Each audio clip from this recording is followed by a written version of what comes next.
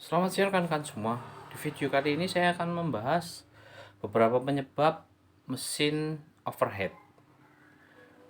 Mesin overhead sendiri akan sangat mengganggu perjalanan kita pada saat kita berkendara. Apalagi kalau kita dalam perjalanan jauh.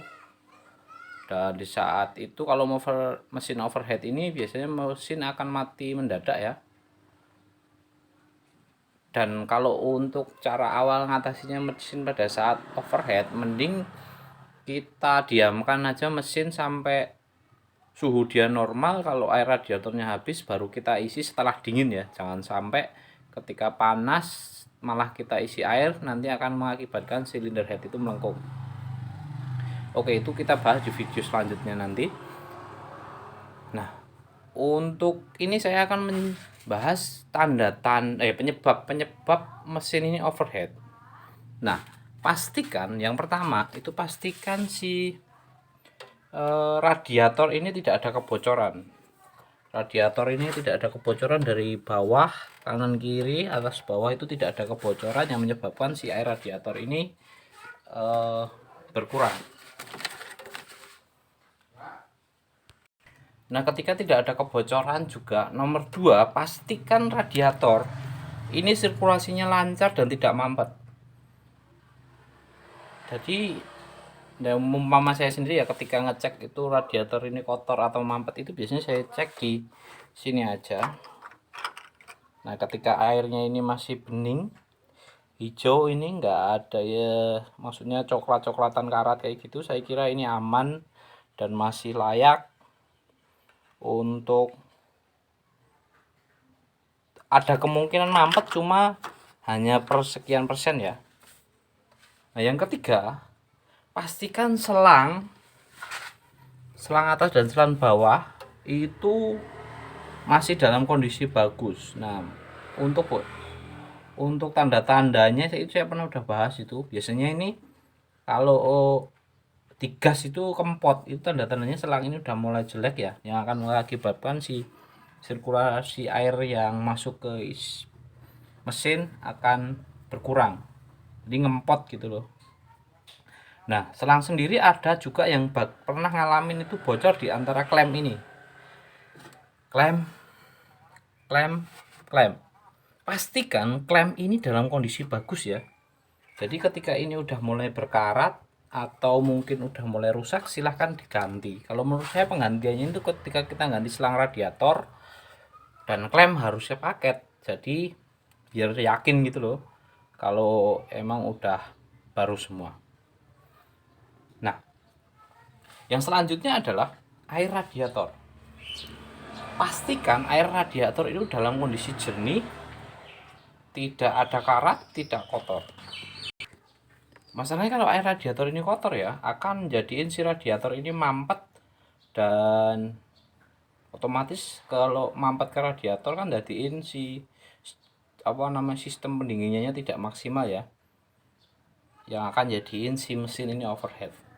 Nah, selanjutnya itu kipas ini berarti berapa ya, yang kelima itu kipas pendinginnya ini.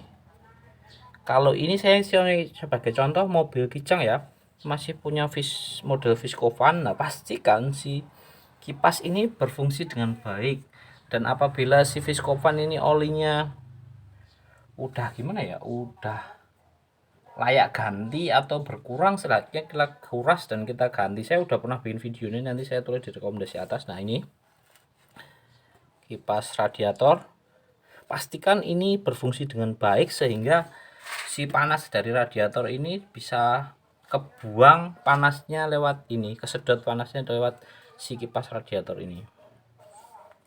Nah, selanjutnya pastikan si water pump. Nah, water pumpnya itu di dalam sini ya.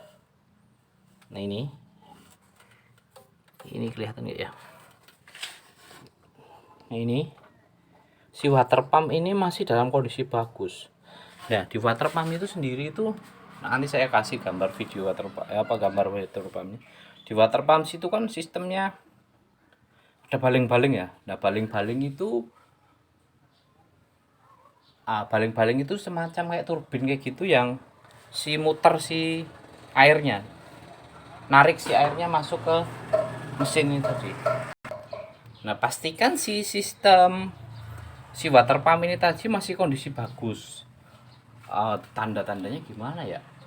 Terus di water pump sendiri ada baling-baling yang buat muter si airnya dan ada si bearing. Nah, pastikan antara si bearing dan si baling-baling ini tadi masih bagus. Masalahnya kalau udah oblak nih, jadi kan pasti kalau ngoblak itu biasanya si water pumpnya itu jadiin si water pump bocor. Itu pasti itu. Terus kalau udah mulai si apa ya si water pumpnya itu berkarat, si baling-balingnya itu biasanya sirkulasinya itu kurang cepat gitu. Itu tadi yang pertama itu si radiator ini jangan sampai bocor.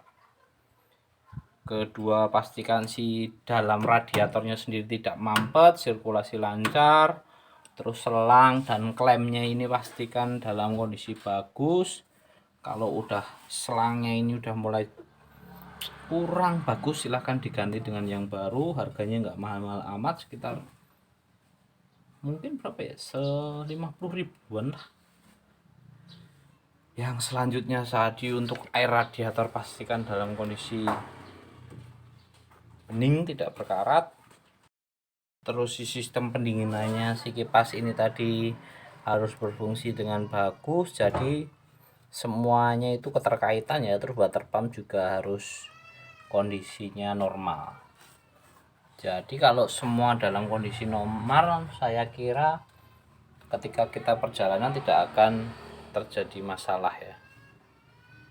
Itu oh ya, bagi teman-teman yang punya pengalamannya tentang mobilnya yang pernah overheat nih, apa udah memiliki gejala-gejala overheat, silahkan tulis di kolom komentar bawah ya, biar kita paham dan mengerti gimana cara merawat si mobil kita ini biar dalam perjalanan selalu diberikan kelancaran dan kenyamanan. Oke, saya kira itu. Ini pastikan juga si air radiator ini berada si penampungannya itu berada di ya sebatasnya normal ya. Oke, sekian video dari saya, semoga bermanfaat. Terima kasih.